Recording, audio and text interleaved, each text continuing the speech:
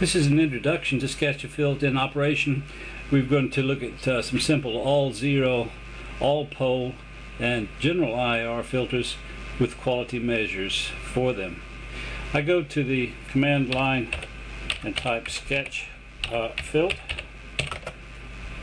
Up it comes, and I can move it around here, noting as usual that I start from DC to Nyquist, and in this case my red target line is drawn by a left mouse button click. Most things in Sketch-a-Filt are done in that way, and I can go back and grab and make slight very sharp changes. And of course each time I do that, you'll notice that a 63 coefficient FIR filter is already being drawn on top with this approximation, and I could hit this again with a least squares filter.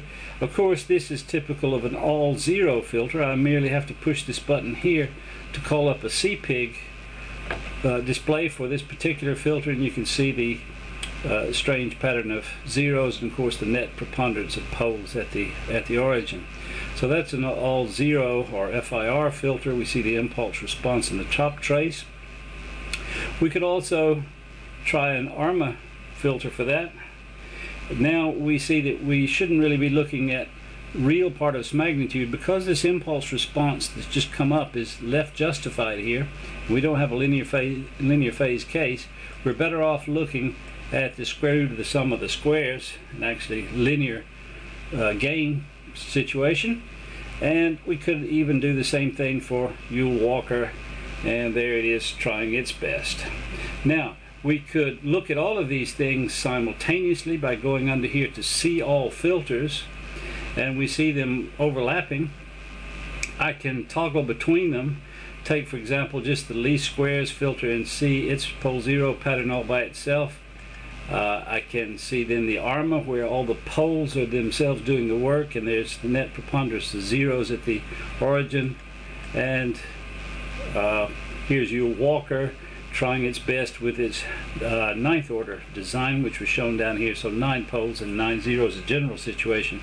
And then I can toggle back to here, or I can see all of them on top and try to distinguish what important features are happening due to which filter. Suppose I'd like to measure something. Well, to measure something I need something fairly standard as my target. So I'll go in here and get a familiar sort of low pass characteristic, and I might try hugging this a bit better. I don't know if we could do it with, let's say for example 33rd order ARMA, maybe 12th order Yule-Walker, and just have some quality measures.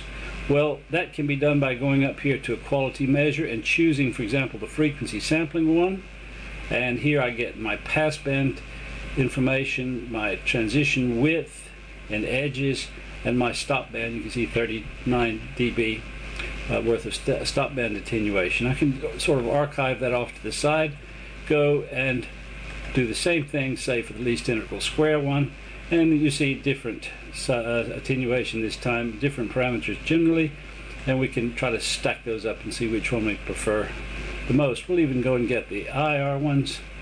Let's see what Yule-Walker has to say for itself. A very large ripple here in the passband, and that shows up right here with a quite large ripple corridor that's being involved here.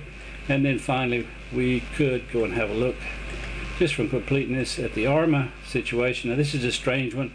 Just look at the poor thing, how it's had to have various bumps and grinds in its gain here.